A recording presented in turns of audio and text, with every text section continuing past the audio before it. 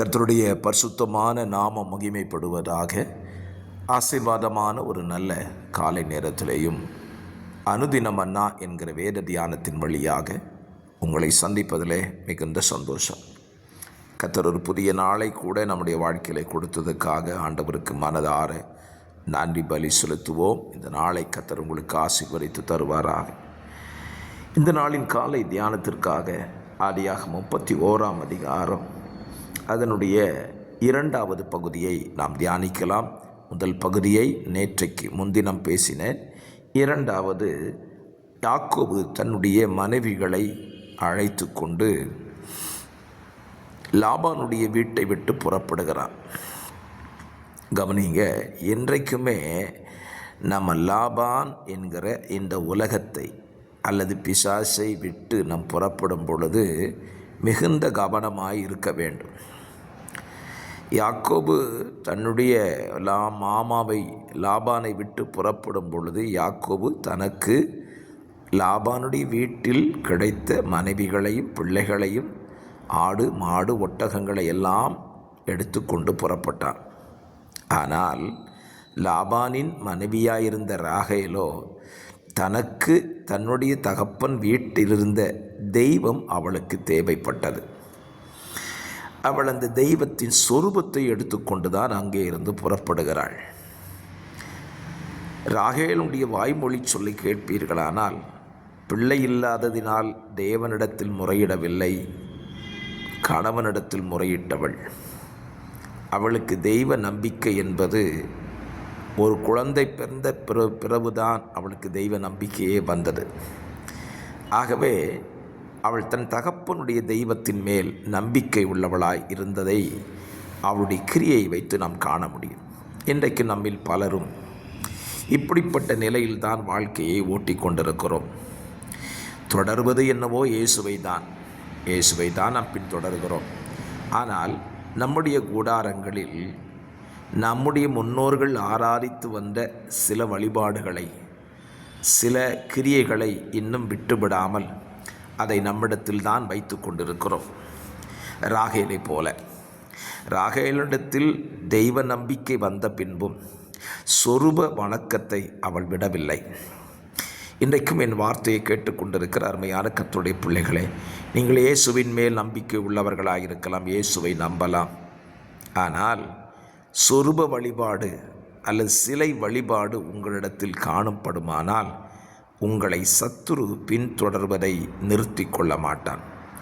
ஏன் சத்துரு பின்தொடர்கிறான் அப்படி என்று கேட்டால், அதற்கு யோவான் சுவிசேஷம் 14 அதிகாரத்தின் கடைசியில் இயேசு ஒரு பதில் சொல்லுவார். இந்த உலகத்தின் அதிபதி வருகிறான், அவனுக்கு என்னிடத்தில் ஒன்றும் இல்லை என்று சொல்லுகிறார். உலகத்தின் அதிபதி யார்? பிசாசு இயேசுவை பின்தொடர்ந்து வரும் பொழுது இயேசுவே சொல்லுகிறார், அவனுக்கு என்னிடத்தில் ஒன்றும் இல்லை என்று சொல்லுகிறார். இந்த காலவெளியிலே உங்கள் வாழ்க்கையை நீங்கள் அப்படி சொல்ல முடியுமா? இந்த உலகத்தின் அதிபதியாகி பிசாசு வருகிறான், அவனுக்கு என்னிடத்தில் ஒன்றும் இல்லை என்று உங்களால் தைரியமாய் சொல்ல முடியுமா என்பதை யோசித்து பாருங்கள். லாபான் யாக்கோபை பின்தொடர்ந்து வருகிறான். அப்படி பின்தொடர்ந்து வருவதற்கான 2 காரணம். ஒன்று, யாக்கோபு அவனை விட்டு போனது. 2வது முக்கிய காரணம் என்ன என்றால், அவனுடைய தெய்வங்களை யாக்கோபு திருடிவிட்டு போனதாக இங்கே லாபான் சொல்லுவான். அந்த வசனத்தை உங்களுக்கு வாசிக்கிறேன். அவன் 30ஆம் வசனத்தை சொல்லுகிறான், என்னுடைய தகப்பன் வீட்டின் மேல் உள்ள வாஞ்சையினால் புறப்பட்டு போகிறது, ஆனால் போகலாம். என் தெய்வங்களை ஏன் திருடி கொண்டு போகிறாய் என்று கேட்டான். கேள்வி நல்லது தான். லாபானுக்கு தெய்வமாய் இருந்ததை ஏன் யாக்கோபை எடுத்து கொண்டு வர வேண்டும்?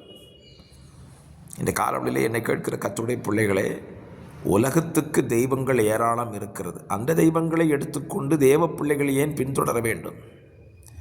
உங்கள் கூடாரத்தில் தெய்வனை தவிர தேவனுக்கு ஒத்த சிலைகளோ வழிபாடுகளோ புகைப்படங்களோ இருக்குமானால், இந்த சிலைகளுக்கும் வழிபாடுகளுக்கும் சொந்தக்காரனாக இருக்கிற பிசாசு உங்களை பின்தொடருவான் என்பதற்கு சந்தேகமில்லை. ஆகவே இந்த காலவெளியில் என்னை சத்துரு பின்தொடர்கிறானே என்று சொல்லிக்கொள்ளாமல் அவனுக்கு உரியது உங்களிடத்தில் ஒன்றும் இல்லாமல் நீங்கள் பார்த்து கொண்டாலே போதும், அவன் உங்களை பின்தொடர்வதில் சற்று தயக்கம் காட்டத்தான் செய்வான்.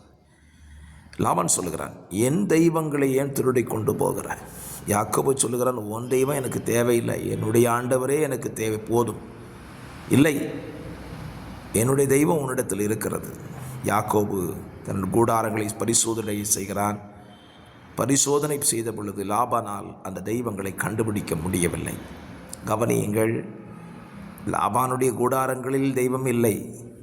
ஆனால் யாக்கோபுடைய கூடாரங்களில் இல்லை. யாக்கோபுடைய மனைவியாயிருந்த ராகேலின் கூடாரங்களில் லாபானின் தெய்வங்கள் இருந்தது. ஆனால் ராகேல் அதை மறைத்து விட்டாள்.